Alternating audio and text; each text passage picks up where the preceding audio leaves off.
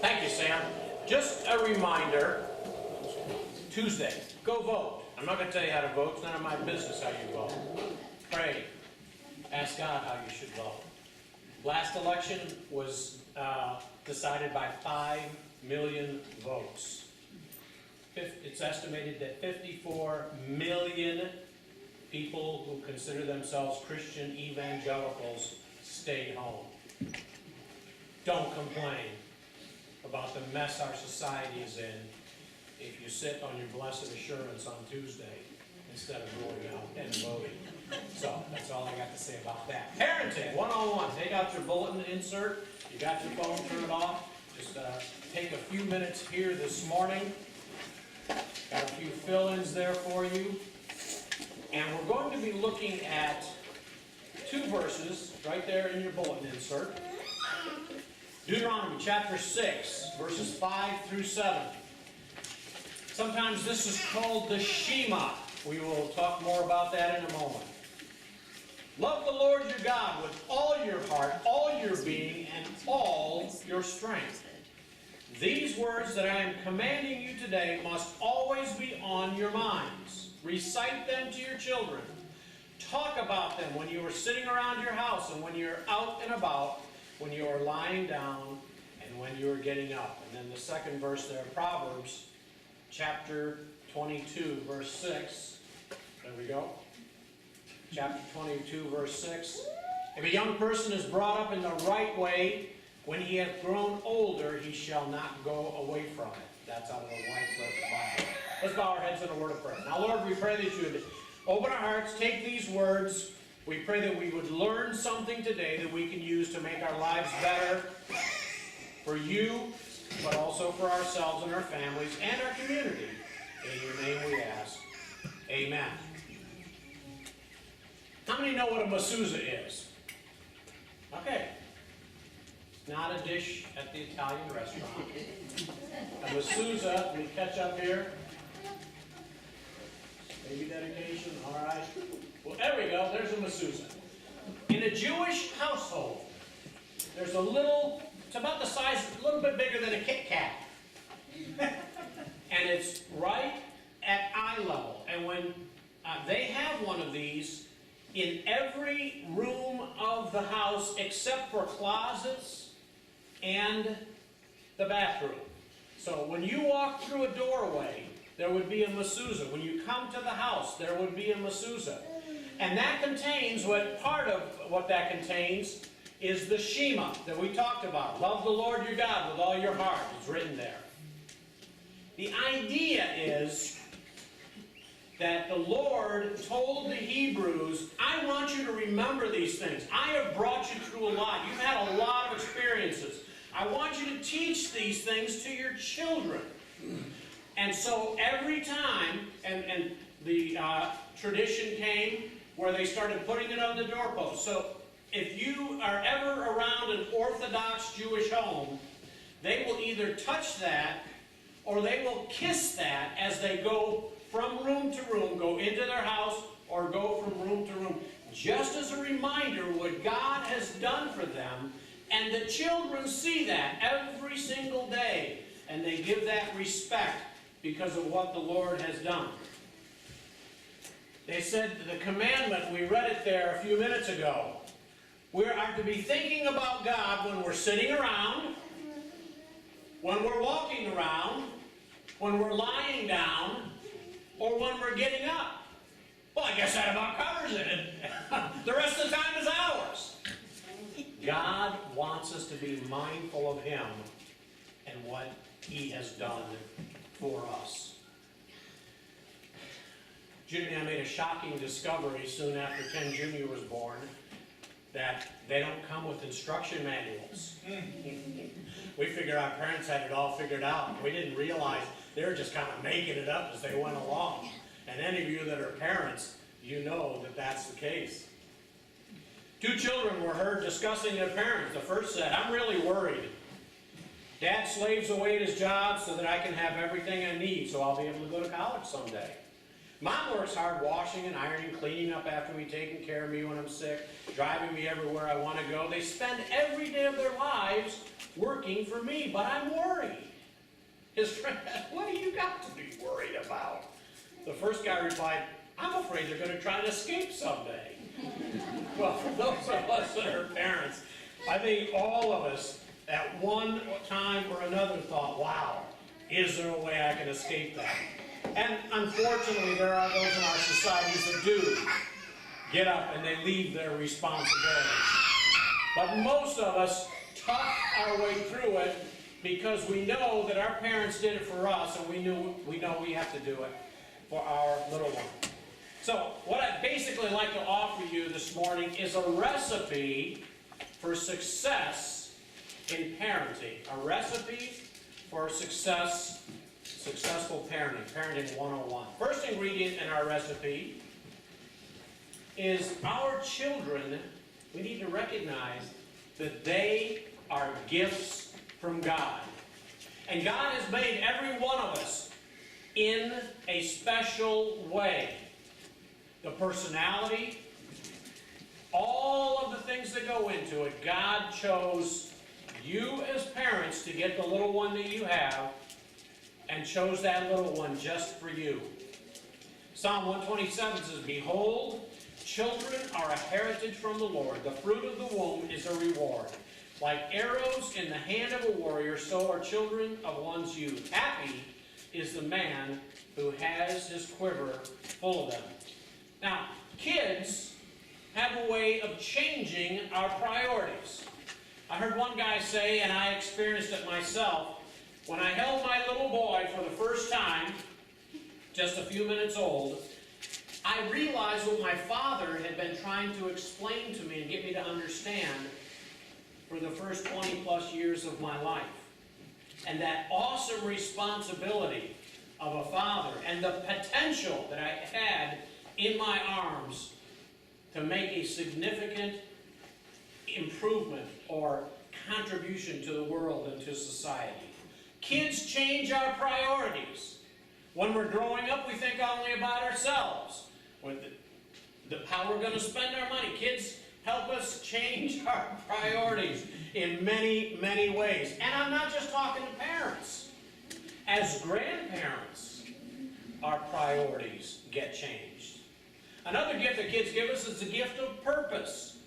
We start to think more about our society and the problems of our society and how to make it a better place. We think more about our neighborhoods. We think more about safety for our little ones.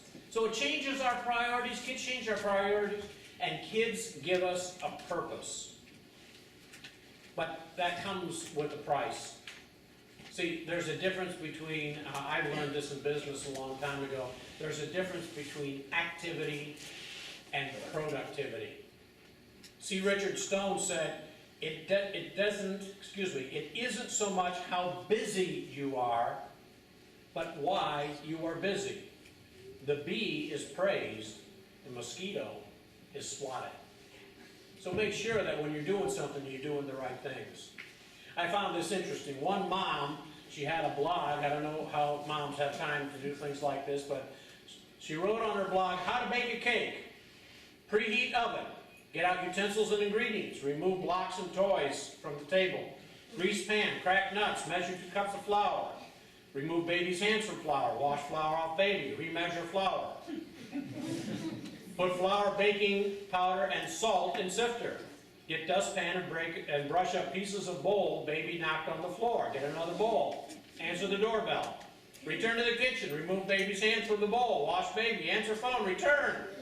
Remove 1/4 inch of salt from the greased pan. Look for the baby. Grease another pan. Answer the telephone. Return to the kitchen and find the baby. Remove his hand from the bowl again. Take up greased pan, find layer of nutshells in it. Head for baby, who flees. Knocking bowl off the table. Wash kitchen floor, table, walls, dishes. Call baker. Lie down. Oh, yes. Kids are a challenge sometimes. The second ingredient of our recipe for successful parenting is unconditional love. Unconditional love. There was a man at the supermarket, and he was pushing his cart, which contained, among other things, a screaming baby. And he just said, "Keep calm, George. Don't get excited, George. Don't get excited, George. Keep calm, George." And the lady finally came up to him and said, "Man, I admired you and your patience with your child. They're trying to quiet little George." He said, "That's not George, I'm George." And I'm sure we've all been there. When we think of unconditional love, we think, or we should think, of the prodigal son and the prodigal son's father. Because remember, the prodigal son, he'd been away for a number of years, but when he decided to straighten out his life and he came home, he was walking down the road and his father saw him a long way off and came running to meet him. His father loved him unconditionally. His father was waiting for him to wake up and come to his senses. We need to love our kids with unconditional love. A dad's biggest job is to affirm that his child is always accepted. They need to hear it, they need to sense it, they need to feel it, they need to hear it time and time again. A mom's primary job is to nurture her children. Nurturing is, well, Mom, you know what nurturing is. You're filling up your child. One person said it's filling up your child with aliveness. A nurturing mom takes the time to play, read, take pictures, and to be with the child and all of the little things that they need to do. Have you ever gone someplace, and we see it a lot in retail,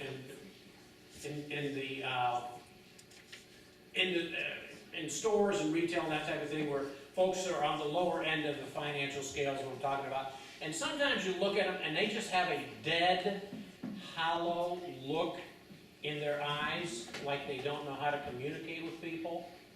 Psychiatrists tell us that the first 18 to 24 months of a child's life, it's very important that they have human interaction.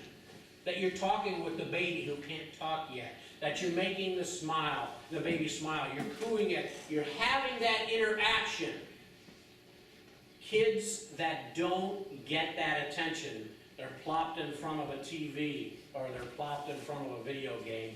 They have what's called attachment issues. They have a hard time socializing. They have a hard time realizing that that other person is really a human being that needs some feedback. And when you see somebody with those hollow, dead eyes, many times, it's because their parents did not interact with them as children. It's very, very important that a child, and again, that's primarily from a child's birth up to age 24 months, that you have that interaction. It's very important. And moms do most of that, but dads, you have a responsibility there too. Both mom and dad have to work together to raise a child. Now, dads, many times, are a little, well, some dads are rough around the edges, but you'll see kids wrestling with their dad. Kids love to wrestle with their dads. Dads are more into physical activity and roughhousing. I saw all of us have been there. I mean, that's just something that it's innate in dads. We just do it. But there's different perspectives, and I saw this. Oh, come back. How you see it, how dad sees it, how the kid sees it, how mama sees it, and then how grandma sees it. She's going to throw him high enough that airplane's going to take him out. Kids wrestle. They roughhouse with dad. But what that shows them is dad is stronger, but he can also be gentle with them. And mamas are there to hug and wipe the tears away. But, you know, again, how we react to kids is a big deal. You got a kid comes tearing through the house or comes tearing through a doorway, and they fall flat on their face. And there's that momentary, they don't know how they're going to react to it. They're either going to start screaming their head off, and I've seen, and I've done it myself. Kid comes running through the door, falls flat on his face, and says, "Safe!" And And they smile, and they get up, and they walk away. But then you have someone else that's going to wipe their tears. And I see, that's why we need both mama and daddy. Because we need both sides of that coin. We don't want our kids to be babies and cry every time someone says something mean. On our college campuses, we have to have safe zones. There was a Christian college where they trained ministers and missionaries. And they gave an altar call and said that sin, we were all sinners, and hell was hot. And people came and said, oh, well, I need a safe zone because I don't want to hear things like that. And the college professor, God bless him, said, go somewhere else! Get out! Now, I'm not one for being mean to people, but there's a thing called the truth. And sometimes the truth makes us uncomfortable. But we don't, most of us, don't want people lying to us. We want people to tell us the truth. When I go to my doctor, I want him to tell me the truth. I don't want to have a deadly disease and say, you'll be fine. I don't want that. I want him to tell me the truth, even if it hurts. Third ingredient of our recipe for successful parenting is to respect natural bents. Now let me explain that. A classic study of inborn temperaments was conducted more than 25 years ago, and Stella Chess and Alexander Thomas put it in their book, Know Your Child. The authors reported that not only do babies differ significantly from one another at the point of birth, but those differences tend to be rather persistent through their life. Now, anyone who's had more than one child know that babies are not exactly the same. Babies are not exactly the same. First, they referred to one personality type they called the difficult child, who is characterized by negative reactions to people, intense mood swings, irregular sleep patterns, feeding schedules, frequent periods of crying and violent tantrums when frustrated. This is the youngster that James Dobson has described the strong-willed child. The second category is the easy child. God bless you if you have one. Who exhibits a positive approach to people, quiet adaptability to new situations, regular sleep patterns, feeding schedules, and a willingness to accept the rules of the game. We had at least one. Very thankful for him. The authors concluded that such a youngster is usually a joy to his or her parents, pediatrician, or teachers. The easy child sometimes is called compliant. Now what's unfortunate, parents that have one child who is an easy child, and they think they're experts and going to tell you how to raise your difficult child, that's where the problem comes in. But, so we have a difficult child, we have an easy child, and then what they called the third personality, a slow to warm up or shy. Youngsters in this category respond negatively to new situations and adapt slowly. However, they are less intense than difficult children, and they tend to have regular sleeping and feeding schedules. When they are upset or frustrated, they typically withdraw from the situation and react mildly rather than explode with anger and rebellion. So 3 basic types. This is ingrained in them at birth. You can mold that, you can direct that, but for the most part, you cannot change it. Now, not every child fits into this in like a nice cookie cutter, but about 65% of children will fall into that category. And one thing that I recommend that you do as a parent, there's the DISC, D-I-S-C, personality type, and you can start looking at these things, make yourself aware of it, to see how children react to different things, and then you know how they're going to react, then you work with them in that way. If a child is shy, then you don't try and push them up on stage to sing in front of everybody. Some people don't like that type of thing. There are people here, and if we said, come up and sing a song, you said, man, I'll do anything, I just don't want to do that. And then some of us, we have a comfort level, but I have I'm uncomfortable with other things. And that's what makes the world go round. That's what makes all of us work together, where I work with my strengths and you work with your strengths. Train up a child in the way he should go, and when he is old he will not depart from it. Now, many people have taken that verse, and I believe it's out of context. Some people take it as a guarantee that if I'm a good parent, we'll always produce good children. Well, there's a thing that we call free will.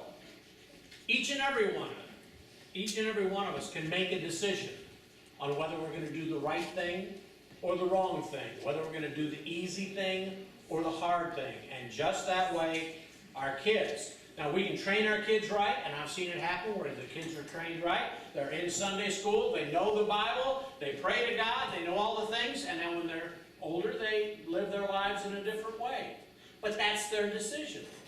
But many times, those same children who have been away from the Lord for a while, that when they have their own children, they have their own grandchildren, they realize the importance to have a child in Sunday school so they can learn these things.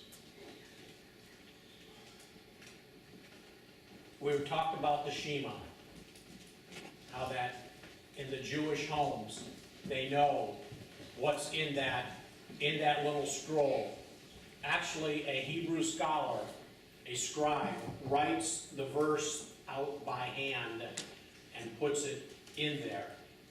And they consider it a special blessing for their home. We need to teach our children the way they should go. You know, I say jokingly that of all the things my mama taught me, that potty training really worked out well. You know, we teach our kids basic things like that, and to use their manners, but we need to teach them spiritual things also. The fourth thing is consistent discipline. Consistent discipline. Perhaps the greatest responsibility given to us is to discipline our children. And there are many different philosophies on it, but children need to understand discipline. A child who has never been taught or given the word no is going to have a problem in society when a police officer pulls them over for driving too fast. It's just, if we're going to have a civilized society, we have to learn that there are boundaries on our behavior. There are boundaries on our behavior. Some years ago, the city of Houston, Texas, waged an ad campaign to deter juvenile crime. The Houston Police Department came up with 12 rules for raising juvenile delinquents. So if you want to raise a juvenile delinquent, I'll give you the pointers here. Begin with infancy to give the child everything they want. In this way, they'll grow up to believe the world owes them a living. Ooh, does that sound familiar? When he picks up bad words, laugh at him. This will make him think that it's cute. Never give them any spiritual training. Wait till they're 21, then let them decide for themselves. Avoid the use of the word wrong. It may develop a guilt complex. This will condition them to believe later, when they're arrested for stealing a car, that society is against them and they're being persecuted. Pick up everything they leave laying around. Do everything for them so that they will be experienced in throwing all responsibilities on other people. Let them read any printed matter they can get their hands on. Be careful that the silverware and drinking glasses are sterilized, but let their mind feast on garbage.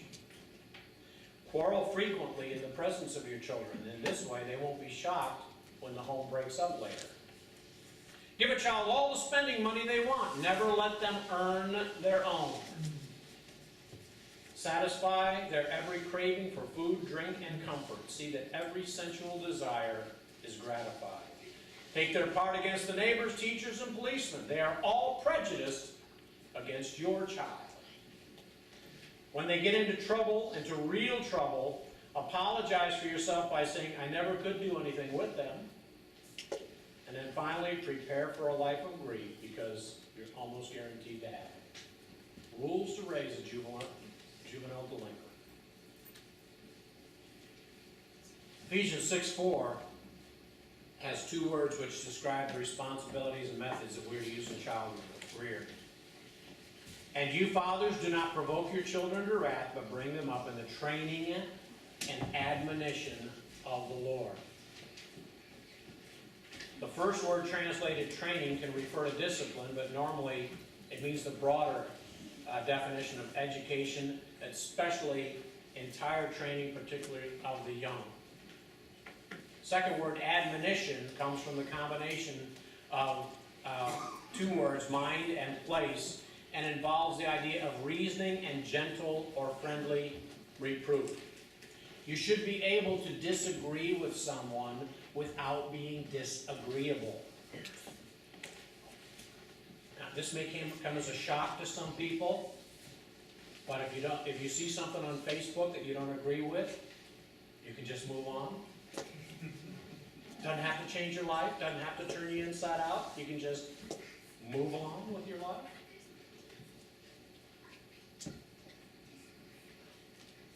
Five simple reminders about discipline. Never discipline in anger. Pick your battles. Not everything is worthy of a battle. And we had 4 teenage boys, and we would have to ask each other, is this the hill we want to die on?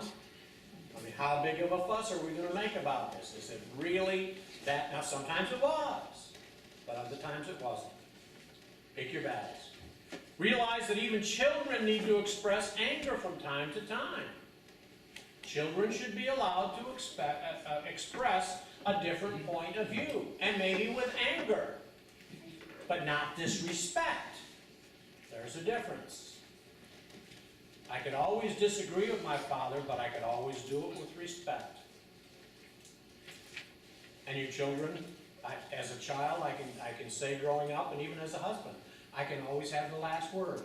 Yes, sir, or yes, ma'am. Always get the last word. Choose the best time and place to discipline, and always discipline in private.